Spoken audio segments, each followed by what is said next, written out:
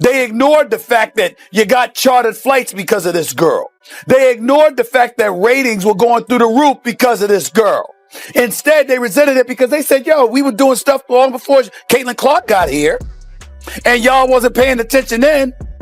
But now the young white girl comes along and y'all want to sit up there and shower all of this praise and all of this attention that was earned before she ever came along. The resentment is understandable, but it's not about Caitlin Clark. It's about what she represents. My point is... Well, I think I've just been waiting to play basketball for a really long time. Just as the WNBA was starting to gain real attention and pick up steam, thanks largely to Caitlin Clark, it hit a bump in the road.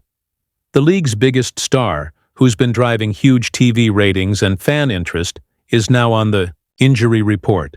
Indiana Fever announced that star Caitlin Clark will be out at least 2 weeks with a left quad strain.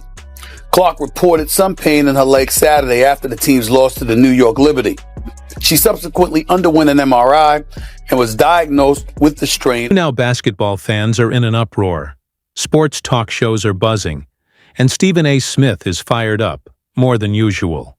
His frustration is aimed right at the WNBA leadership, Commissioner Kathy Engelbert, and especially Angel Reese, who still seems to think she's the main draw. If you're riding with Stephen on this one, show some love in the comments. Let's go. WNBA's Rookie of the Year last season and a first-team All-WNBA selection. So far, she's averaging 19 points and a league-leading 9.3 assists through 4 games this season. I could give a damn about that last part. I don't care about her leading the league in assists. I don't care about the points that she's averaging because I already know that the young lady can ball. She is special. What I'm interested in is what somebody tweeted me and asked about earlier today that I want to show you right now. Put this tweet up, please, so our audience can see it here. At 4th Gen Bucci, Bucci, right? Stephen A. Smith. Can the WNBA keep itself afloat while CC, as in Caitlin Clark, is... Caitlin Clark, the player who helped turn women's basketball into must-watch TV, is now out with a quad injury. She'll be off the court for at least 2 weeks. That's 2 full weeks without the league's biggest star, while the WNBA tries to act like everything's fine. But without her, the excitement is already fading.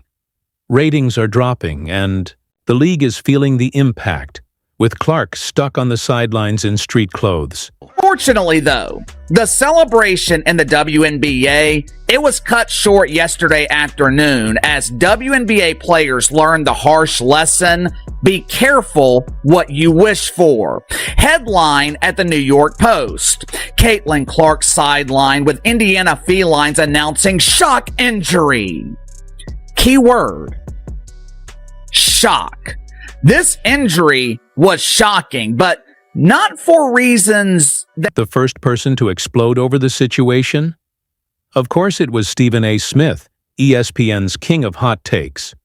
While most people around the league responded with calm, careful comments, Stephen A. came in swinging. He didn't hold back, calling out every bad decision that led to this moment. And honestly, someone had to say it. While others tiptoed around the truth, he made it clear. Caitlin Clark is the reason a lot of folks in the WNBA world are getting paid right now. It's also reported a 100% increase in sales for WNBA specific merchandise. It started with Caitlin Clark.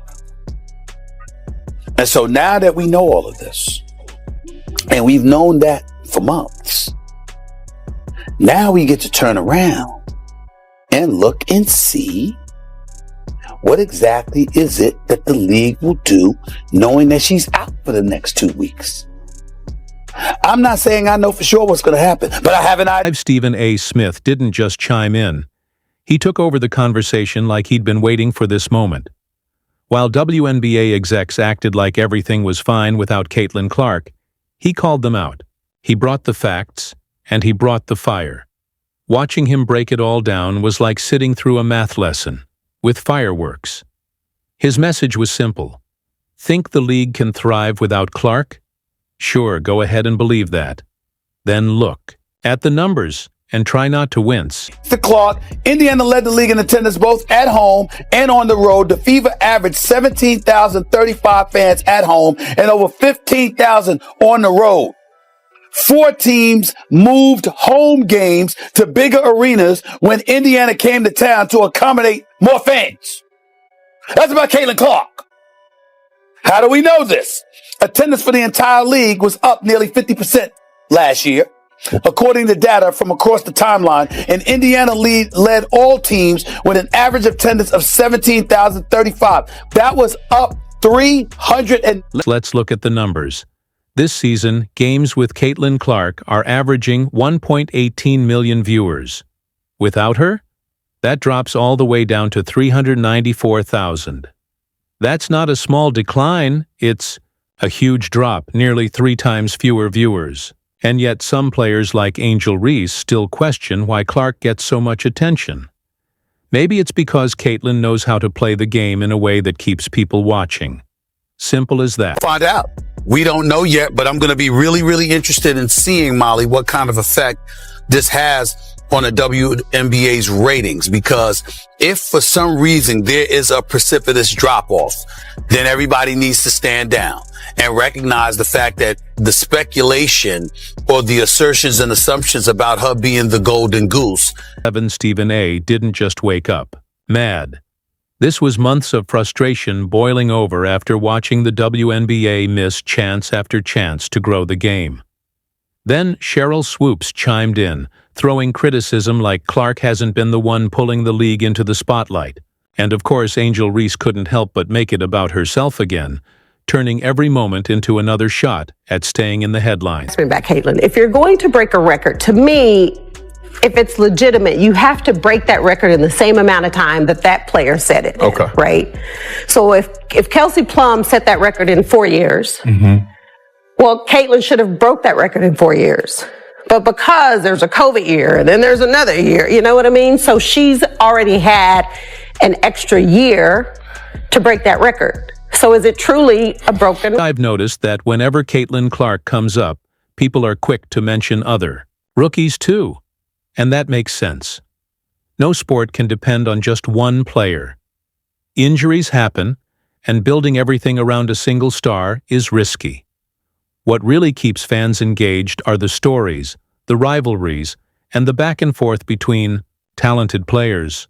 It's the full mix of personalities and competition that makes the game exciting and worth watching. Notice when you're asking about Caitlin a lot, you bring up other rookies as well. No league's ever about one player. That player could get hurt or whatever. So I think it's just to give recognition that in sports, people watch for compelling content and rivalries, and you can't do that alone. Stephen A. even dropped some straight-up truth. If she's the one pulling in the viewers, and the numbers show she is, then everyone needs to step back and ride the wave. In other words, stop pushing back. Caitlin Clark is the main attraction. Either support that and grow the game, or get used to playing in half-empty arenas while fans wonder where all the energy went. Became the first rookie with at least 25 points, 5 assists, and 5 rebounds in a playoff game. That was Caitlin Clark. Became the 4th different rookie to play all 40 minutes in a playoff game. That was her. I'm looking at other things. 6 different league television partners. This is last year. This is last season, because this is Caitlin Clark that we're talking about. 6 different league television partners set viewership records that year, her rookie year, for its highest viewed WNBA game. Do you know every one of those games? 10. Let's take a step back, because the lead-up to this mess shows some serious league missteps. Caitlin Clark's first game this season against the Sky pulled in 2.7 million viewers, making it the most-watched WNBA game ever on ESPN. That's a number so big even the NBA took notice. This wasn't luck. It was the debut of a star who's changing the game. She brought in viewers, boosted jersey sales, and sparked excitement like no one else. So what did the WNBA do? Did they celebrate her? Roll out a major marketing campaign? Nope.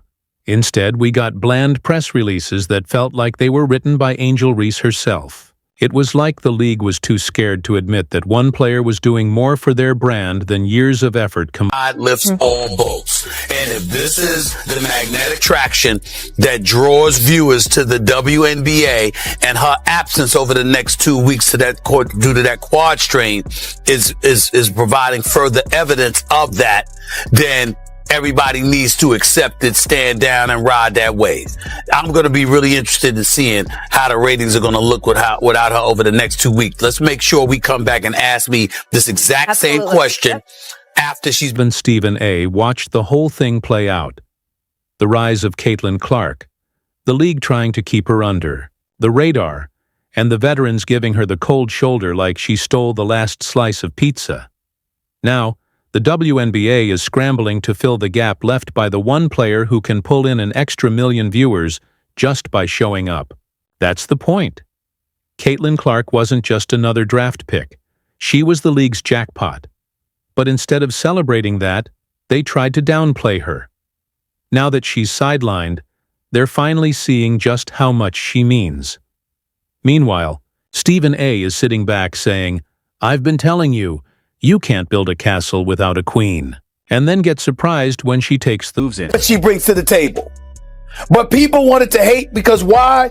You had a bunch of players in this league that watched this young white girl come along and take the league by storm. And they resented it because they saw the marketing prowess that she had.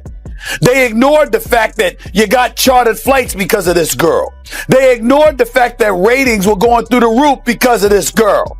Instead, they resented it because they said, yo, we were doing stuff long before Caitlin Clark got here. And y'all wasn't paying attention then.